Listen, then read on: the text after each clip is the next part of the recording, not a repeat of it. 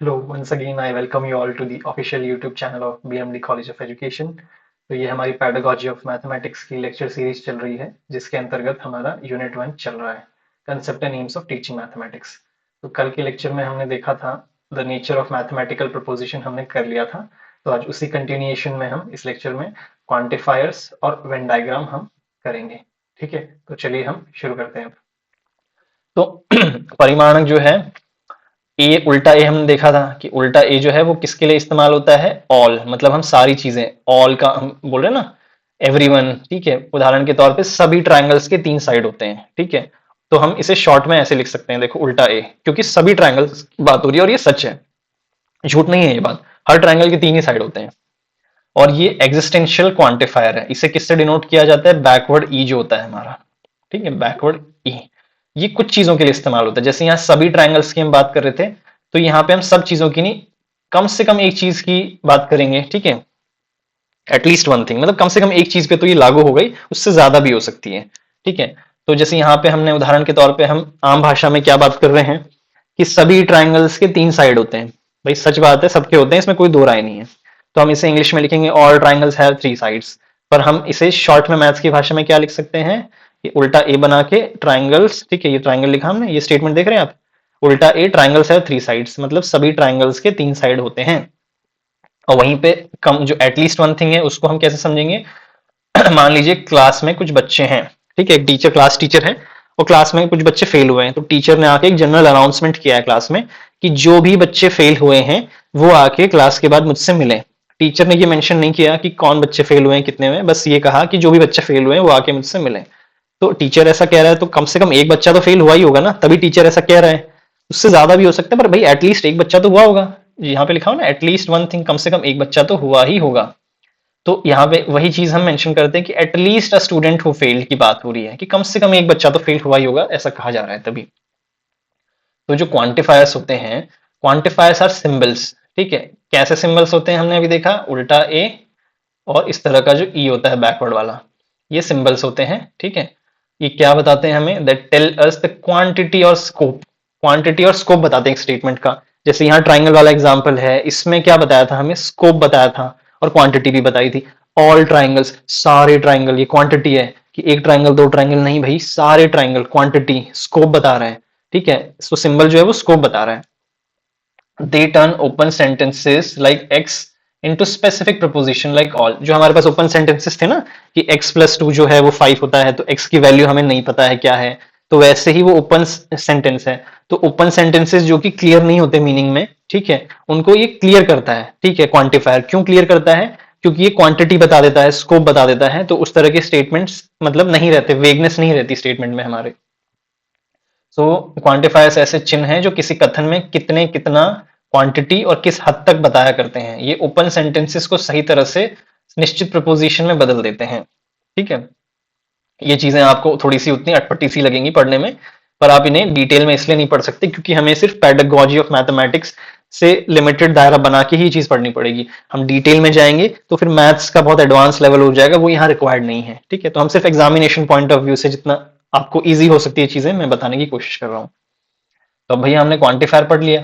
तो क्वांटिफायर जो है वो क्या क्या टाइप्स के होते हैं, ठीक है।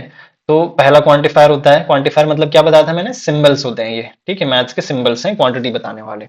तो पहला क्वांटिफायर है यूनिवर्सल क्वांटिफायर, ऑलराउंडर जिसे हम कहते हैं, सबके लिए।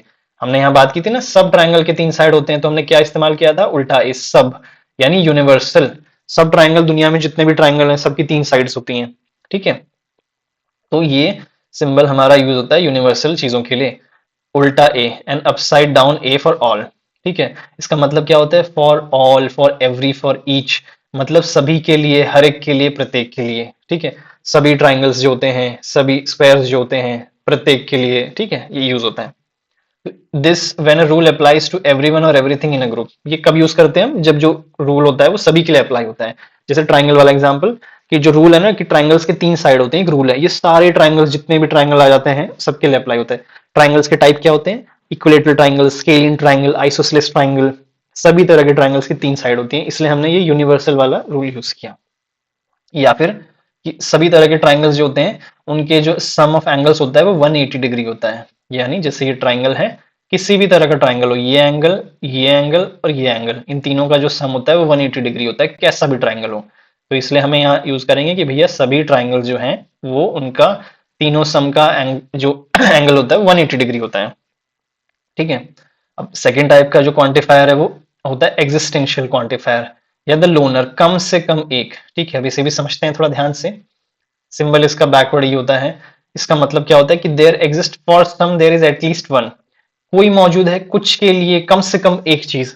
वहां सबके लिए बात हो रही थी, यहां सिर्फ एक चीज के लिए बात होगी। एग्जाम्पल से समझते हैं कि when a rule applies to at least one person और थिंग, कम से कम मतलब जैसे हमने वो एग्जांपल लिया था, याद है, बच्चे क्लास में फेल, टीचर ने आके क्या कहा, जो भी फेल हुए हैं, मतलब भाई कम से कम एक तो फेल हुआ है ना, तभी टीचर ऐसा कह रहा है एटलीस्ट वन पर्सन या one student is failed in some subject, that's why the teacher is saying like that. तो कम से कम एक तो है, बाकी ज्यादा भी हो सकते हैं, एटलीस्ट वन या ज्यादा भी हो सकते हैं। तो इसका एग्जांपल लेते हैं, a student who failed in the test, हमने ऊपर देख लिया, ये स्टूडेंट फेल जो हुआ था उससे रिलेटेड ये एग्जांपल सेम है। एक छात्र जो टेस्ट में फेल हुआ है, मतलब कम से कम एक तो हुआ ही है। तो अब इसका यूज कैसे करते हैं, क्वांटिफायर का हम मैथ्स में यूज कैसे करते हैं। ठीक है, तो अब यहाँ पे देख लीजिए, ये थोड़ा सा डिफिकल्ट इक्वेशन मैंने रखा है ताकि आप ऊपर लेवल पे सोच पाए कि मैथ्स में कहाँ यूज हो रहा है भाई ये सब चीजों का। तो देखिए यहाँ पे क्या लिखा है कि फॉर ऑल एक्स, यहाँ पे ये एक्स से मल्टीप्लाई नहीं है। ठीक है, फॉर ऑल यानी सभी एक्स जो हैं। ठीक है, मतलब यहाँ पे एक्स हमें बताया गया है कि रियल नंबर, मतलब एक्स जो है वो रियल नंबर हमें लेना है। ठीक है, तो उसके लिए एक्स स्क्वायर की जो वैल्यू आएगी वो ग्रेटर देन और इक्वल टू जीरो होगी। ठीक है, तो रियल नंबर्स क्या होते हैं, 0 1 2 3 होल नंबर्स। ठीक है, उसके अलावा जो इंटीजर्स होते हैं -1 -2 -3, या फिर फ्रैक्शंस वाले नंबर होते हैं 1/2 1/3, ये सभी हमारे रियल नंबर्स होते हैं। तो यहाँ पे क्या बताया जा रहा है कि अगर x की वैल्यू हम रियल नंबर रख रहे हैं, तो कोई भी रियल नंबर ले लो आप, उसका स्क्वायर करोगे ना, तो उसकी वैल्यू या तो जीरो के बराबर आएगी या फिर जीरो से बड़ी आएगी। मान लीजिए हम लेते हैं कि -1 ले लेते हैं, तो -1 का स्क्वायर क्या होगा, 1। ठीक है, तो भैया 1 जो है वो जीरो से बड़ा है, यस। जीरो ले लेते हैं, जीरो का स्क्वायर क्या होगा, जीरो। तो zero equal to zero greater than और इक्वल टू जीरो है ना, हाँ, जीरो इक्वल टू जीरो है।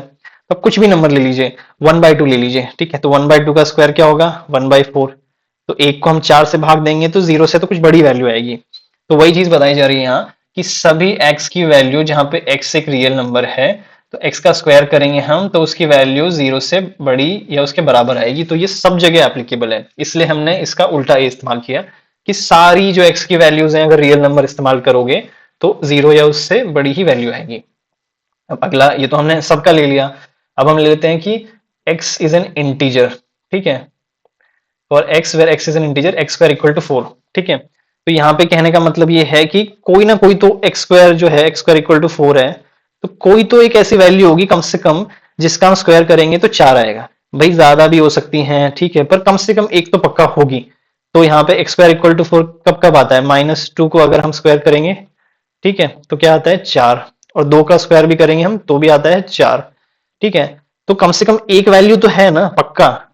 टोटल दो वैल्यूज हैं जिनको हम स्क्वायर कर रहे हैं तो 4 आ रहा है, पर कम से कम एक तो पक्का होगी, इतना हमें पता है।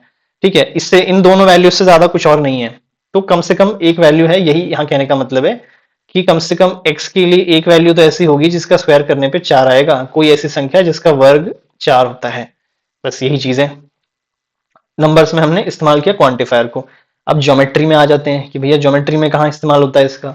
ये देखो नंबर्स में यहाँ बता दिया, ऑल रियल नंबर्स। ठीक है, यहाँ पे ये इंटीजर वाला पार्ट। ठीक है, अब यहाँ पे आ जाते हैं कि for all squares are parallelograms. तो देखो भैया पैरेललोग्राम क्या होता है, कुछ ऐसा फिगर होता है पैरेललोग्राम। एक सेकेंड, पैरेललोग्राम कुछ इस तरह का होता है, ये यहाँ बना हुआ है, देखिए आप देख सकते हैं यहाँ बना हुआ है पैरेललोग्राम। तो पैरेललोग्राम एक ऐसा फिगर होता है ज्योमेट्री में कि जिसकी एक तो 4 साइड होती हैं, ठीक है, और ऑपोजिट साइड जो होती है ना वो पैरेलल होती हैं। पैरेलल का मतलब ये होता है कि किसी भी पॉइंट पे आप चले जाओ, लाइंस के बीच का डिस्टेंस सेम होता है। जैसे ट्रेन की पटरियां होती हैं, उनके बीच में सेम डिस्टेंस होता है कहीं पे भी। तो यहाँ पे भी गिवन जो भी लाइंस होती हैं, जैसे ये लाइन है, ये लाइन है, इनके बीच में हमेशा इक्वल डिस्टेंस है। वैसे ही ऊपर वाली लाइन और ये नीचे वाली लाइन है, इनके बीच में सेम डिस्टेंस है। तो ये क्या कह रहा है कि ऑल स्क्वायर्स आर पैरेललोग्राम्स, मतलब जो स्क्वायर्स होते हैं वो सभी स्क्वायर्स पैरेललोग्राम होते हैं। तो पैरेललोग्राम की क्या क्वालिटी मैंने बताई कि 4 साइड होती हैं, तो स्क्वायर की 4 साइड होती हैं, हाँ जी। और स्क्वायर की भी ये साइड्स पैरेलल होती हैं, हाँ भाई होती हैं। तो क्या हम कह सकते हैं कि सारे स्क्वायर्स पैरेललोग्राम होते हैं? फिर आप छोटा स्क्वायर ले लो या बड़ा स्क्वायर ले लो, सभी की 4 साइड है और पैरेलल है। तो ये बात सत्य है, सभी स्क्वायर्स के लिए सत्य है। तो ऑल स्क्वायर्स आर पैरेललोग्राम्स, ये बात सत्य है। ठीक है, तो ये हमने किससे डिनोट की? उल्टे ए से। ठीक है, उल्टा ए क्या था हमने अभी पढ़ा था? उल्टा ए का मतलब था हमारा यूनिवर्सल क्वांटिफायर। ठीक है, और जो ई था वो एग्जिस्टेंशियल क्वांटिफायर था। ठीक है, तो अब एग्जिस्टेंशियल क्वांटिफायर हम ज्योमेट्री में देखते हैं कि भैया जो रोम्बस है that is not a square. ठीक है, किसी ना किसी के लिए तो ये सत्य है। तो रोम्बस क्या होता है? रोम्बस एक ऐसा फिगर होता है, ठीक है, डायमंड शेप का। तो कोई ना कोई रोम्बस, भले सारे रोम्बस मतलब स्क्वायर ना हो, पर कम से कम एक तो पक्का मतलब स्क्वायर नहीं होता। ठीक है, तो स्क्वायर की क्या क्वालिटी होती है? हमारी 4 साइड होते हैं, रोम्बस के भी होते हैं। पैरेलल है, पैरेलल है। ठीक है, बट जो स्क्वायर होता है हमारा, ये यहाँ पे 90 डिग्री बनाता है। यहाँ 90 डिग्री, यहाँ 90 डिग्री, यहाँ 90 डिग्री।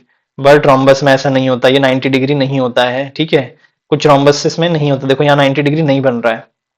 तो क्या हम कह सकते हैं कि कुछ रोम्बस जो होते हैं वो स्क्वायर नहीं होते? हाँ भाई, कह सकते हैं कुछ रोम्बस स्क्वायर नहीं होते हैं, क्योंकि देखो 90 डिग्री नहीं बन रहा है यहाँ पे। तो ये चीज क्या हो गई हमारी? ये होगी एग्जिस्टेंशियल क्वांटिफायर, कि भाई कुछ नहीं बन रहे, हो सकता है सारे ना बन रहे, बट इतना मैं श्योर हूं कि कुछ जो रोम्बसेस हैं वो स्क्वायर नहीं है। अब इसको रियल लाइफ में देख लेते हैं कि देखो भैया सारे छात्र यूनिफॉर्म में हैं। ठीक है, all students are in uniform. ठीक है भैया, ये यूनिवर्सल क्वांटिफायर हो गया। तो यहाँ पे देखिए कि भाई हमें नहीं पता बाकी फलों का, बट एटलीस्ट एक फ्रूट जो है वो तो रेड है, बाकी का नहीं पता। तो इसलिए हमने यहाँ उल्टा ही इस्तेमाल कर लिया। ठीक है, थोड़ा सा कंफ्यूजिंग है ये, बट आप बार बार इस चीज को, स्लाइड्स को देखेंगे आप समझ जाएंगे। तो ये हमारा हो गया क्वांटिफायर।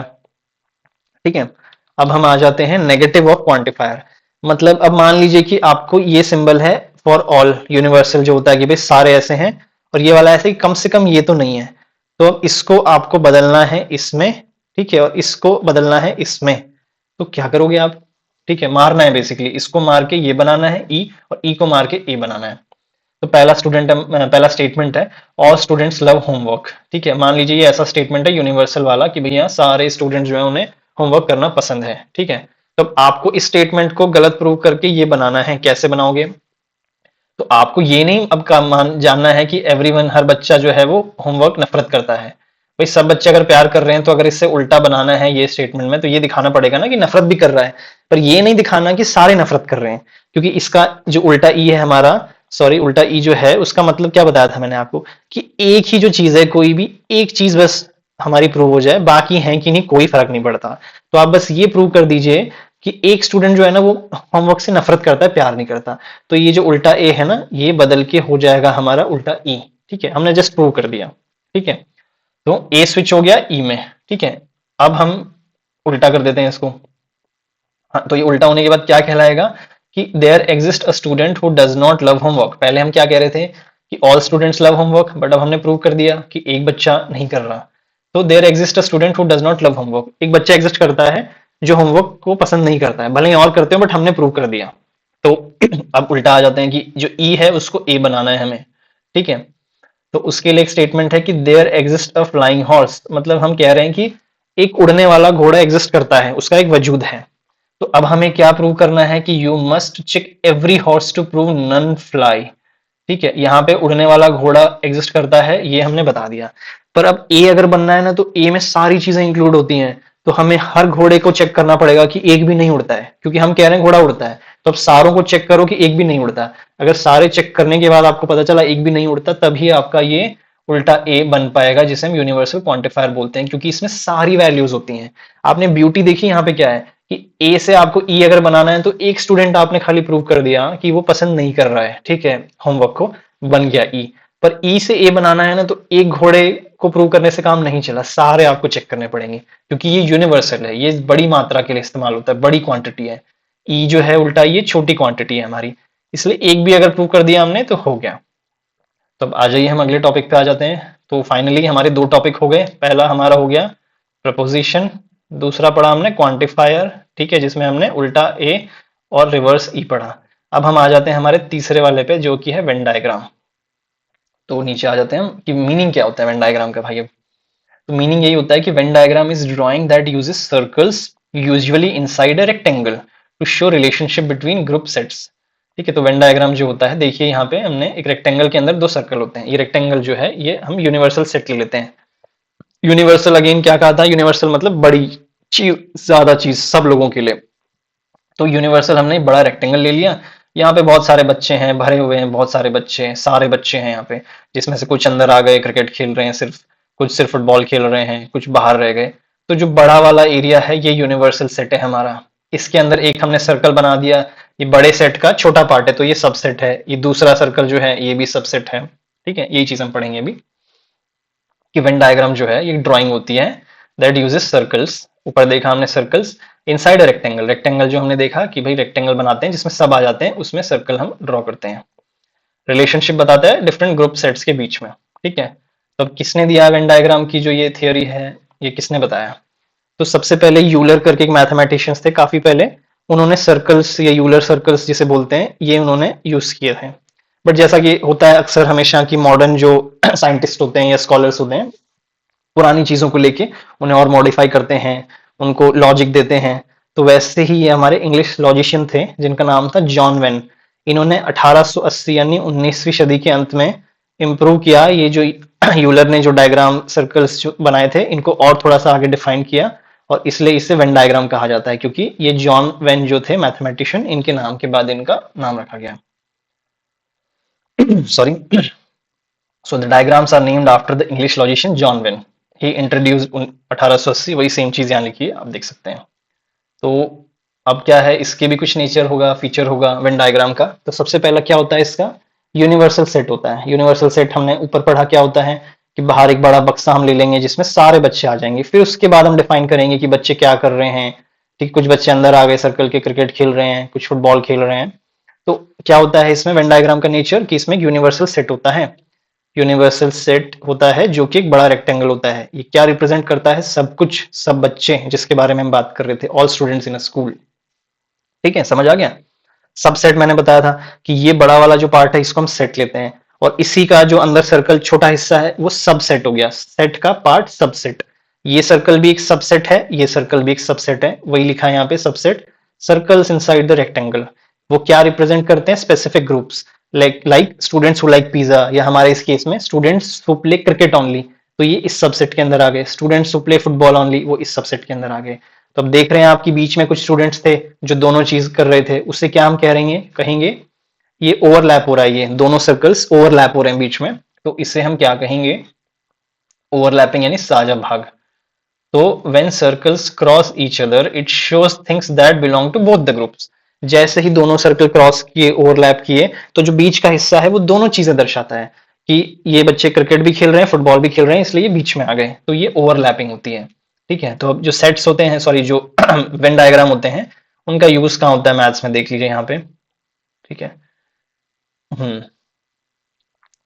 तो यूज, हाँ, ये यूज में भी बेसिकली वही चीज घुमा फिरा के रिपीटेडली लिखी है।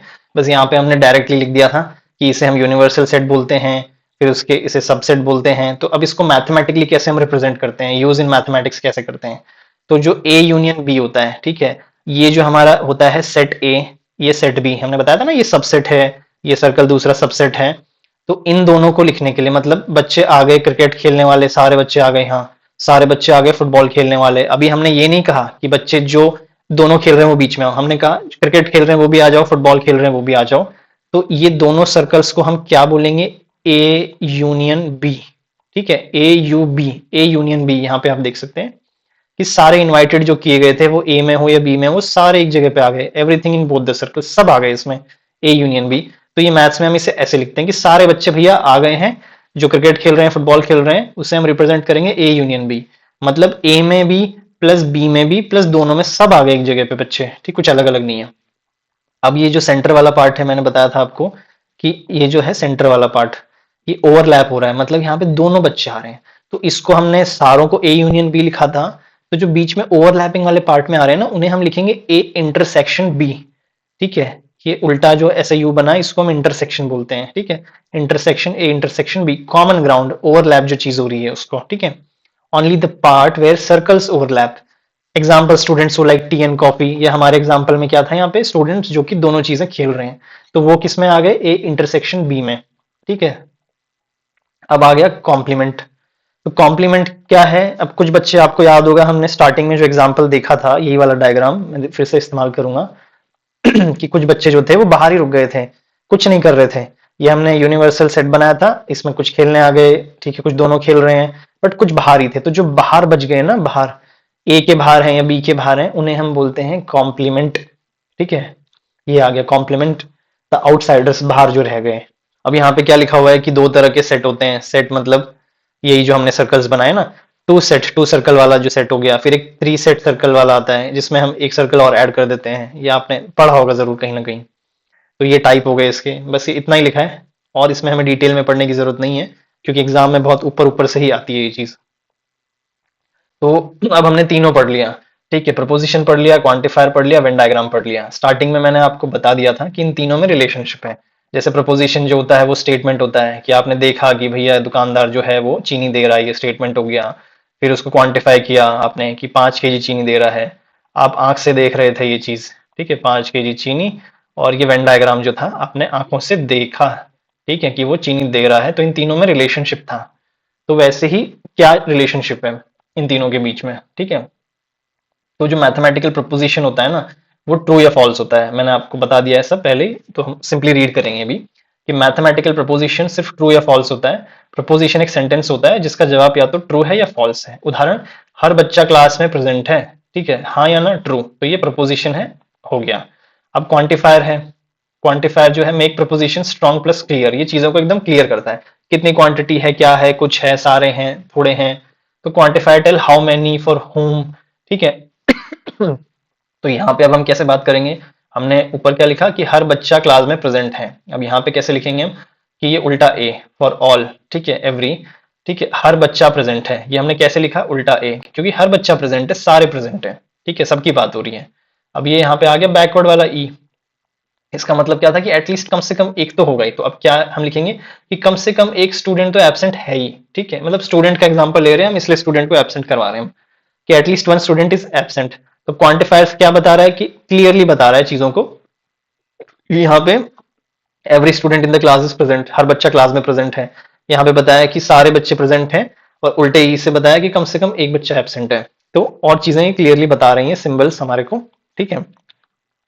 अब इसी इंफॉर्मेशन को हम आगे वेन डायग्राम का यूज करेंगे, ठीक है, कि वेन डायग्राम जो हेल्प करता है इन्हीं चीजों को, कि कुछ बच्चे हैं, कुछ बच्चे यहाँ हैं, कुछ बच्चे क्रिकेट खेल रहे हैं, या कुछ बच्चे चाय पी रहे हैं, कुछ कॉफी पी रहे हैं, कुछ दोनों पी रहे हैं। तो जो ऊपर हमने प्रपोजिशंस यूज किए थे, हमने क्वांटिफायर्स यूज किए थे, उसको वेन डायग्राम में डिनोट करते हैं। यहाँ पे कैसे एग्जाम्पल लिया है कि स्टूडेंट हु लाइक टी, ठीक है, कुछ बच्चे चाय पसंद कर रहे हैं, कुछ कॉफी पसंद कर रहे हैं। तो इसे कैसे डिनोट किया है कि सारे बच्चे टी को पसंद कर रहे हैं, मतलब एवरीवन इज इनसाइड सर्कल ए।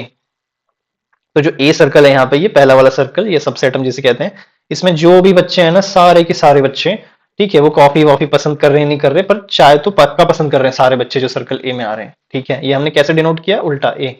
अब E, a student who likes T, ठीक है, मतलब at least one dot exist inside circle A. तो ये कह रहा है कि भाई कम से कम ना एक बच्चा तो चाय पसंद करता ही है। तो हमने ऊपर क्या कहा था कि इसके अंदर सारे बच्चे चाय पसंद कर रहे हैं। तो अभी उल्टा ई क्या कह रहा है, ठीक है, मतलब उसी बात को कहने का दूसरा तरीका कि भाई जो है, अ स्टूडेंट हु लाइक्स टी, मतलब कम से कम एक बच्चा तो चाय पसंद कर रहा है। तो ए के अंदर एक बच्चा तो कम से कम चाय पसंद कर रहा है, बाकी कर रहे हैं नहीं कर रहे फर्क नहीं पड़ता। हाँ, इस वाले उल्टे ए के अकॉर्डिंग में कर रहे हैं, पर ई को फर्क नहीं पड़ता। इसने कह दिया भाई एक बच्चा तो चाय पसंद कर रहा है, तो कम से कम एक तो पक्का करेगा ही करेगा। तो यहाँ पे ये बता दिया है, एटलीस्ट स्टूडेंट हु लाइक्स। हाँ, यहाँ पे उल्टा ये एक और चीज बता रहा है कि एक तो चाय वाली चीज बता रहा है, और एक और चीज बता रहा है कि कम से कम एक बच्चा तो है वो चाय कॉफी दोनों पसंद कर रहा है। तो यहाँ पे भी ना एक बच्चा का पोजीशन तो फिक्स हो गया है कि वो चाय कॉफी दोनों करेगा ही करेगा। अब बाकी कितने भी करें, 10 50 100, इसे फर्क नहीं पड़ता। इसने अपना काम कर दिया कि कम से कम एक बच्चा तो करेगा ही करेगा। ये चीज यहाँ पे विजुअली रिप्रेजेंट की है, आप इसे पॉज करके पढ़ सकते हैं अच्छे से। अब हम समरी देख लेते हैं कि क्या हमने मतलब पढ़ा अभी तक। हमने पढ़ा प्रपोजिशन स्टेटमेंट्स जो कि ट्रू और फॉल्स डेफिनेटली स्विच की तरह होते हैं, ठीक है। ऑन ऑफ का एग्जांपल आप याद रखेंगे, प्रपोजिशन प्रस्ताव, ठीक है। फिर उसके बाद हमने पढ़े क्वांटिफायर्स, ठीक है, जिसमें उल्टा ए था और रिवर्स का ई था। उल्टा ए मतलब सारी चीजें, ई का मतलब एटलीस्ट एक तो मतलब होगी होगी। वेन डायग्राम क्या था, विजुअल टूल्स यूजिंग सर्कल्स, ठीक है, मतलब एक टूल है ये जो सर्कल्स का इस्तेमाल करके सेट्स, रेक्टेंगल, लॉजिक, ये सब चीजें बताता है। ओपन सेंटेंसेस क्या थे कि जिसमें एक्स की वैल्यू हमें नहीं पता है तो प्रपोजिशन नहीं है, और प्रपोजिशन नहीं है तो वो एक ओपन सेंटेंस है, वो प्रपोजिशन नहीं है। ठीक है, अब आ जाते हैं हम नीचे। अब आपके एग्जाम रिलेटेड क्वेश्चंस हैं 4 मार्क्स में, और 8 मार्क्स में आपके क्वेश्चंस आएंगे इस तरह के, जो इस टॉपिक से रिलेटेड क्वेश्चंस हैं कि मैथमेटिकल प्रपोजिशन, वेन डायग्राम, ये सारे जो है ना 4 मार्क्स और 8 मार्क्स में ही आते हैं ये ज्यादातर, जो पीवाईक्यू का ट्रेंड रहा है।